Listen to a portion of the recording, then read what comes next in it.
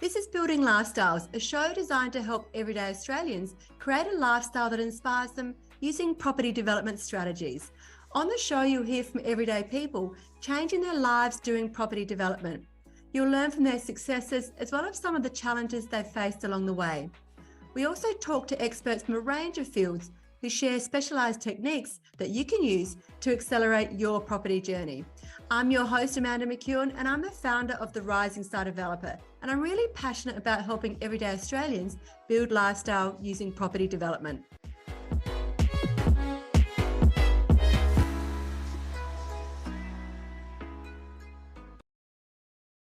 Have you ever wondered how to get the best out of your real estate agent? Well, get ready to hear from our incredible guest on this episode of Building Lifestyles podcast. Jackie Bailey is a true powerhouse in the real estate industry with a wealth of knowledge and experience that's sure to inspire and open your mind. I've had the pleasure of working closely with Jackie over the past 6 or so years, as they've been a key part of my A-team selling a number of my projects off the plan. Jackie's got an extensive experience working with developers, and also she's a student inside the inner circle. So she gets the ins and outs of how to do property development too. So sit back, relax, and get ready to learn from one of the best in the business. So let's welcome Jackie Bailey. Hey, Jackie. Thank you so much, Amanda. That's wonderful. Thank you. So I'm so looking forward to this podcast because real estate agents are such an important part of your development team and your A team, which I like to call. So you're going to have a wealth of information to share to anybody listening to this podcast. So I cannot wait to get into this. But let's start with about you. So how long have you actually been in real estate? I've been in real estate for 10 years. It was actually 10 years last month. So I previously owned a large mortgage broking business, which we sold off in 2010. So my focus then was on property investment. Awesome, excellent. Yeah. And that's great because I do remember when we very first started engaging that you really understood the property investment side of things, and that's what you were originally helping property investors get into buying their first properties. And because you understand the finance side of things as well as the end product, you've helped many investors get their portfolios underway, which has been incredible as well.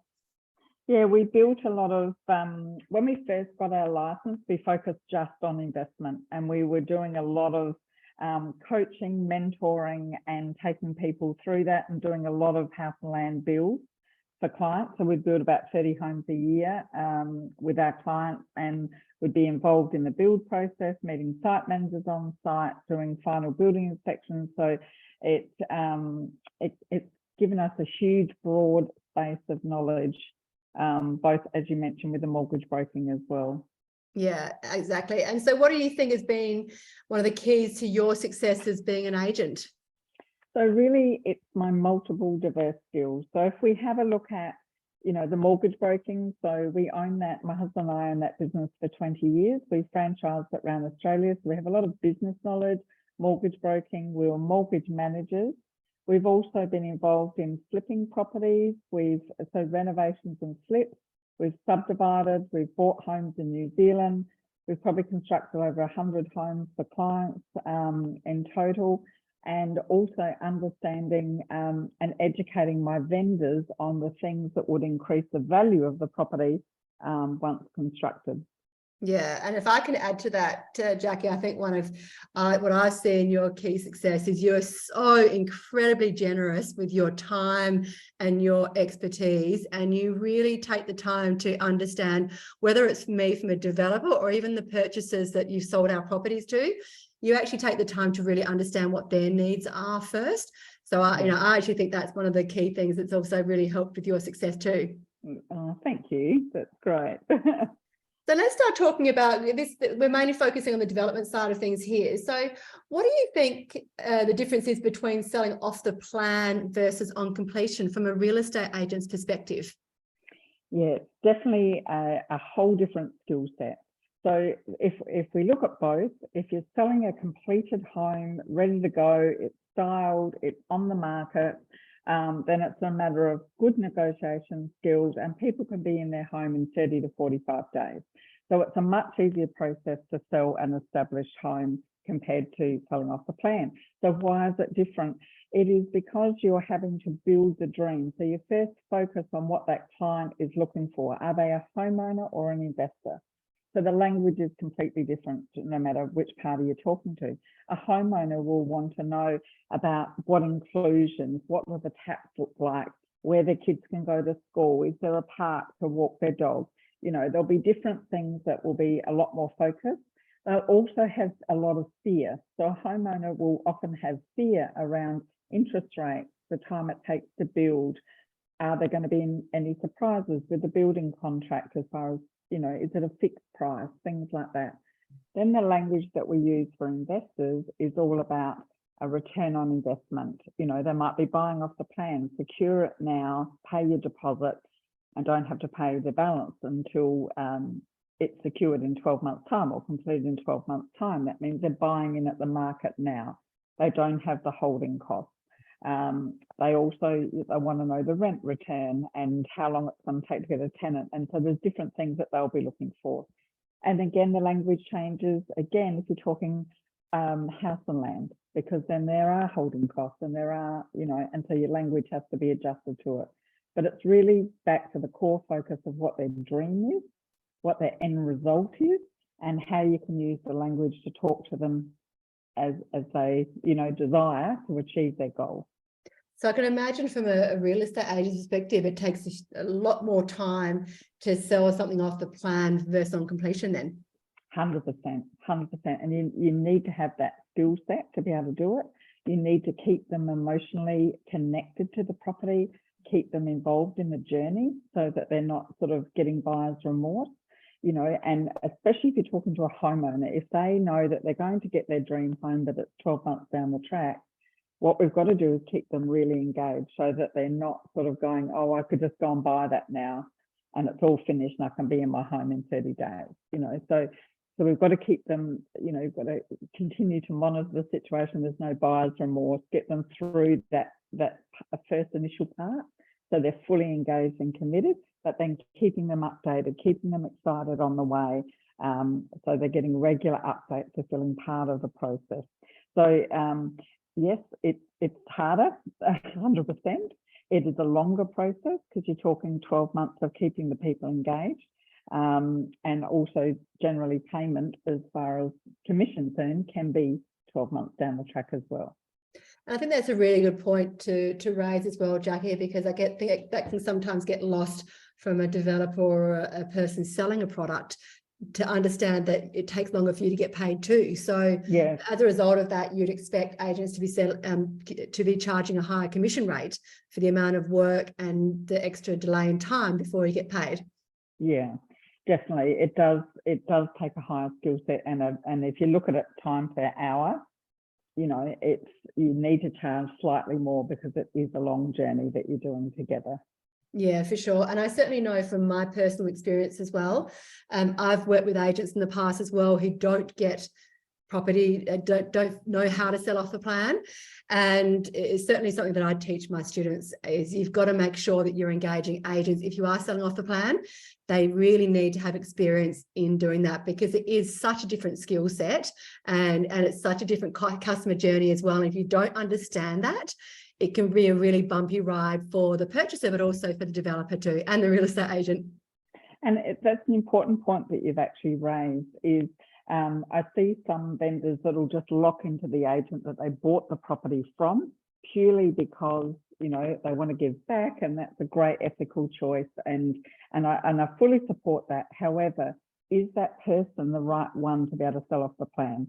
And I know of a case at the moment that it's just gone on so long, and I keep trying to talk to these vendors, but they are so committed to this agent because he found them the property, and this is now 12 months down the track and no return, and that's just crazy, you know. Yeah, so it really is. And I also get that from a developer point of view, because you certainly always want to make sure that you look after agents that help you find deals.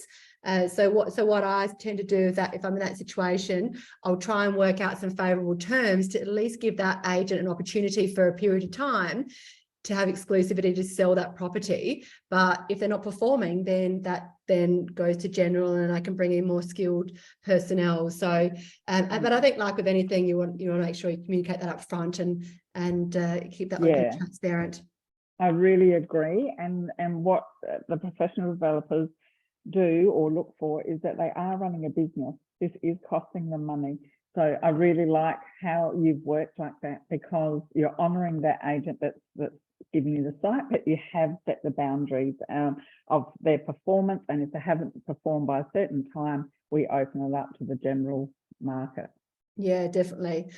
So let's get on to developers, and I guess probably not just developers, anybody really. So how can us as developers help yourselves as real estate agents be successful? Okay, so what's important is that we need to be working together. So what I would, any developer looking at a project, what I would do, and then what you teach in your class, is get your A team around you. So find your agents that you know really understand selling off the plan.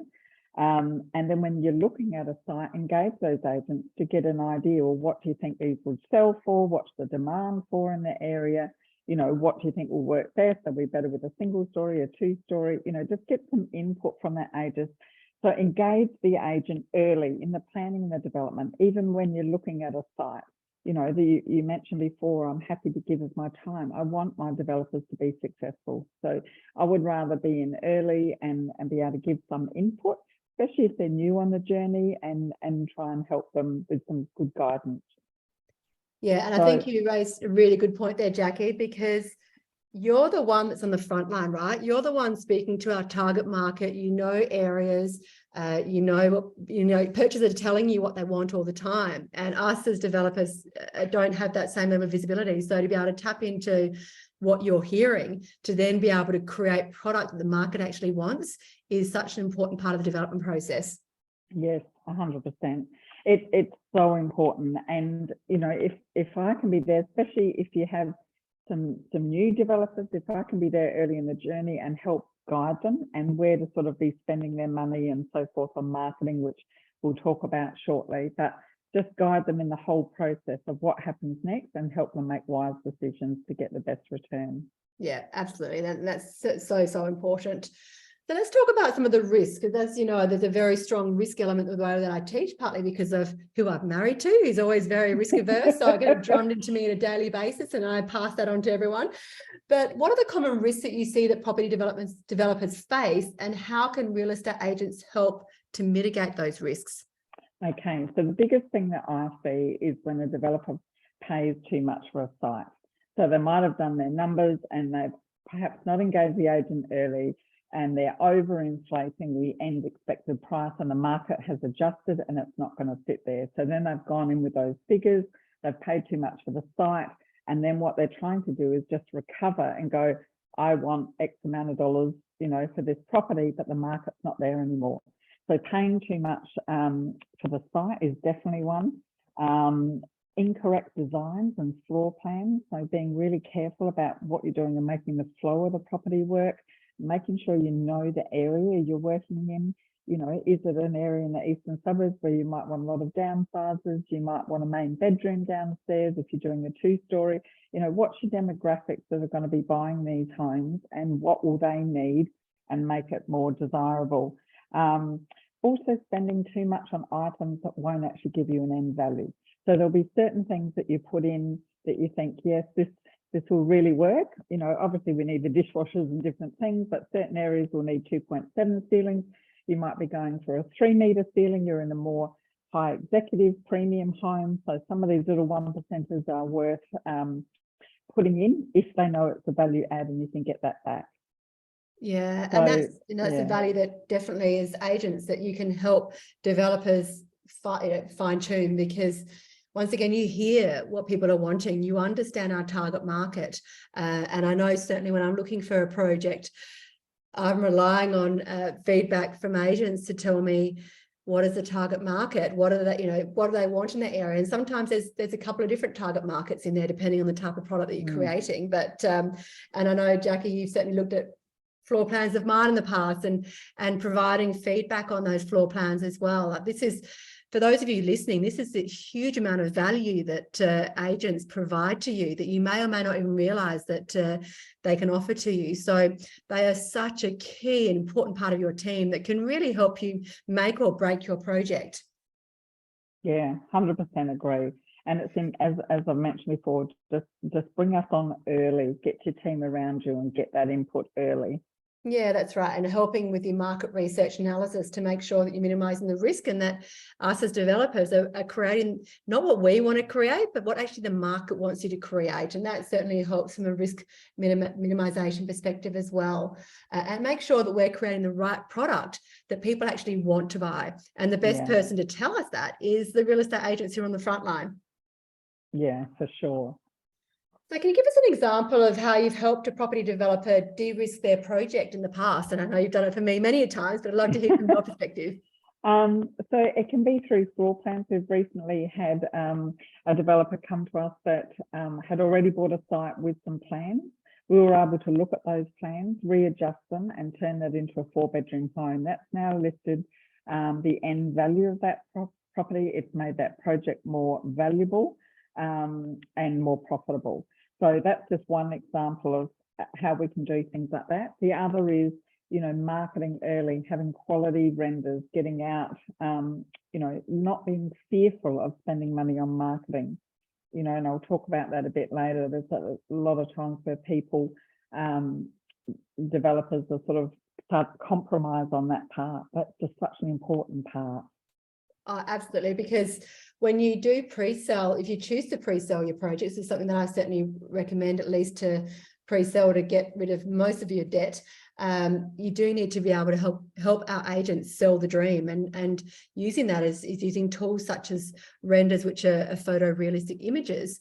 Whereas because purchasers can't touch and feel the real thing, you need to give them the next best thing, and that's seeing an image of what they're going to buy. So yes, renders are expensive. They can cost anywhere from, depending if you're getting it offshore or not, for $200 to $1,000 per image. But it is really key part of being able to help your agent be successful by enabling your purchasers to visualize what they're actually going to buy. Yeah, for sure. I recommend that, when we get to that point and talking to them about marketing, sometimes developers, in my experience, might go, oh, no, we don't want to spend too much. And can we save $1,000 or $2,000? Like that can easily be eaten up in the holding cost in a fortnight. As far as renders, we need at least a bathroom, a kitchen family area, a living space, and an external as a minimum. And then if there's other features of the home, then you'll want to wow with that as well. If there's views or, fireplaces or things like that. Yeah, absolutely. Such an important part. So let's go into like during due diligence, when we're looking for projects, and you've got the inside because you know the inner circle and how I've taught you about this sort of stuff as well. But what kind of due diligence do property developers do before purchasing land for development, and how can a real estate agent such as yourself assist with that process? So I would encourage, check the current market value of the site and the potential site and value after the subdivision is done.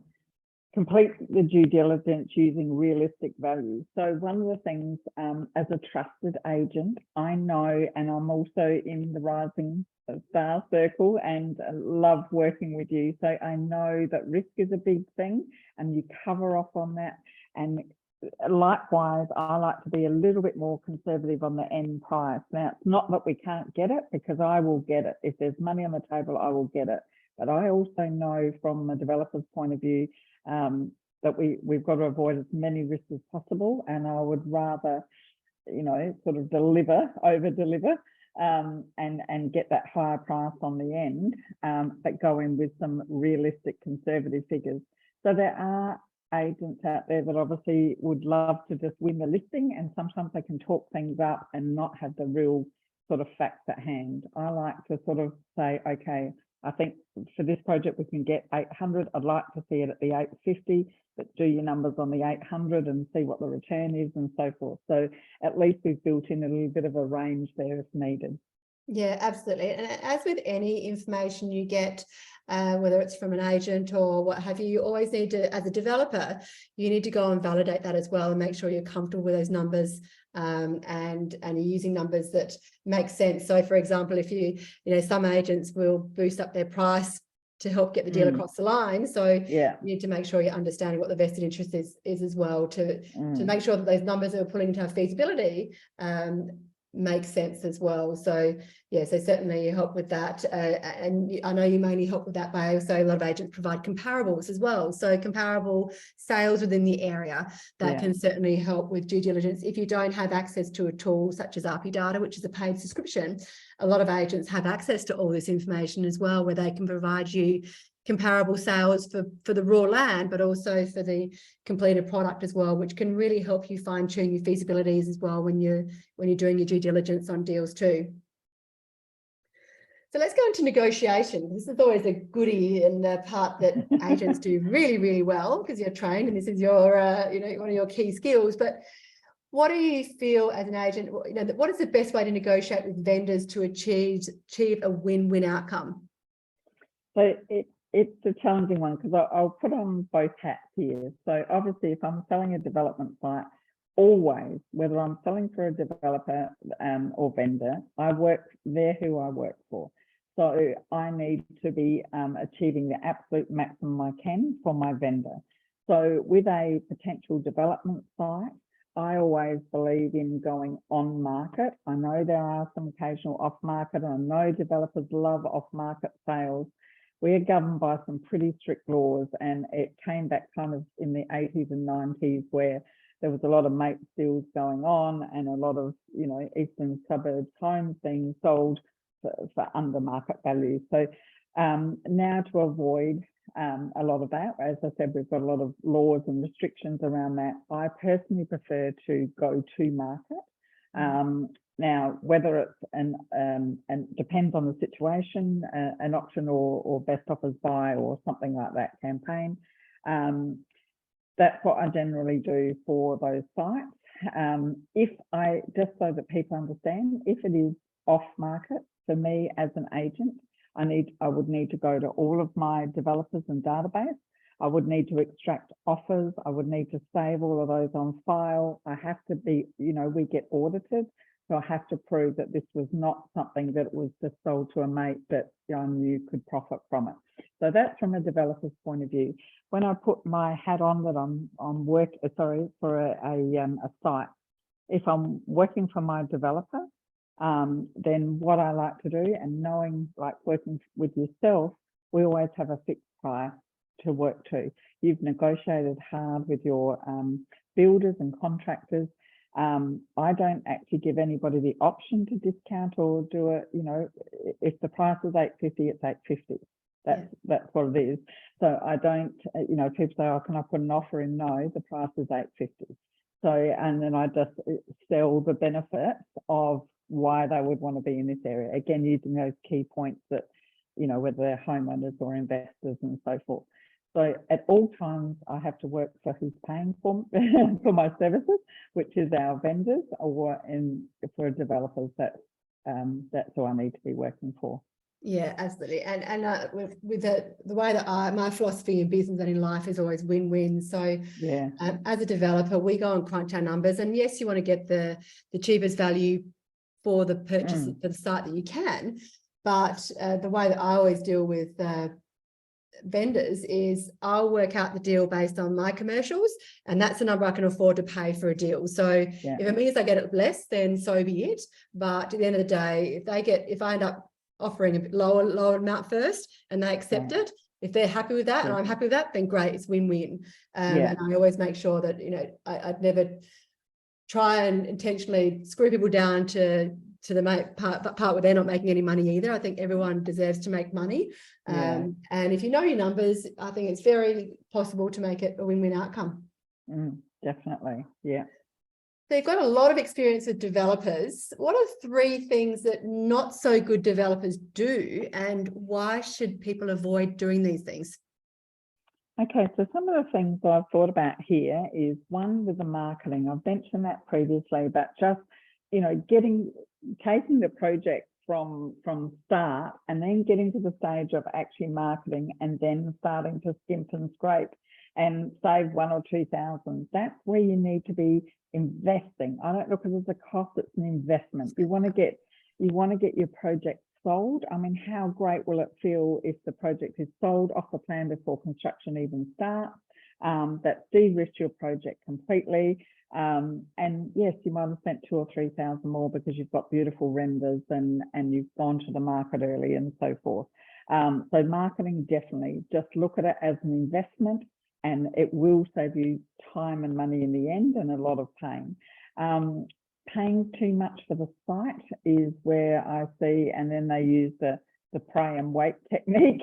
So holding on for top dollar to recoup the profits because they've bought and paid too high in the beginning. Also, selection documents. Again, being armed as agents, being armed with as much information. I always love working with you, Amanda. You prepare everything professionally. You have your selection documents, you have your images as well of what they'll look like, what's going to be provided. And that makes it easy when we're sitting down face to face with our potential buyers to show them, you know, the taps they're getting and the sinks and things like that, so that they can get into that sort of detail. But in the early stage, before we've actually even gone to contract, all that information is available and we can sit down, you know, and talk to them. So there's some of the things that I would say, you know, avoid, or where I can see errors or profits being diminished, you know. Awesome. And I think that this finally, you may have already answered this, but can you share with us 3 things that good developers do that really help you be successful as an agent? So a well-educated developer will know their profit is made on the purchase of the site.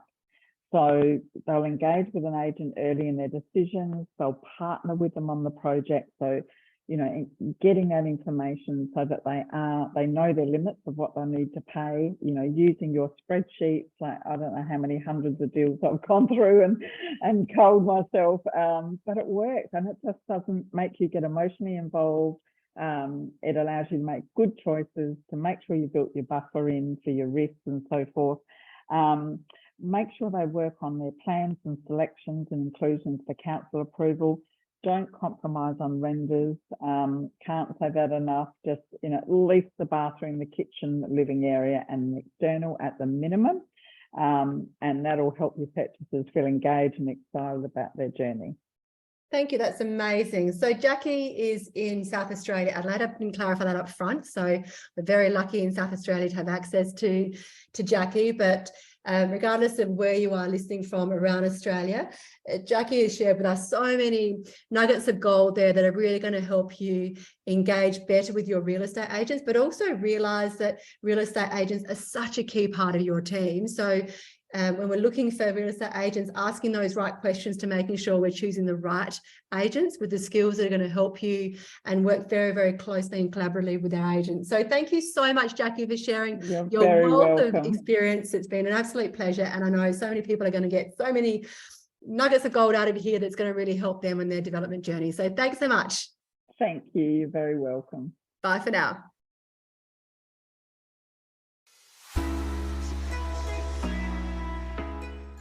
Thank you so much for listening. This is Building Lifestyles, a show designed to help everyday Australians create a lifestyle that inspires them using property development strategies. This podcast was produced by the Rising Star Developer. We've been helping Australians realise their financial and lifestyle goals since 2020. We play a pivotal role in educating, supporting and celebrating the goals and successes of our students and our community. To find out how we can help you realise your property, wealth and lifestyle goals, head to our website www.risingstardeveloper.com.au. To make sure you don't miss an episode of Building Lifestyles, be sure to subscribe to and follow the show in your favourite podcast app. And while you're there, leave us a 5-star review as it really helps others find the show. I'm Amanda McEwen and we'll be back next episode with more tips on how you can build your lifestyle.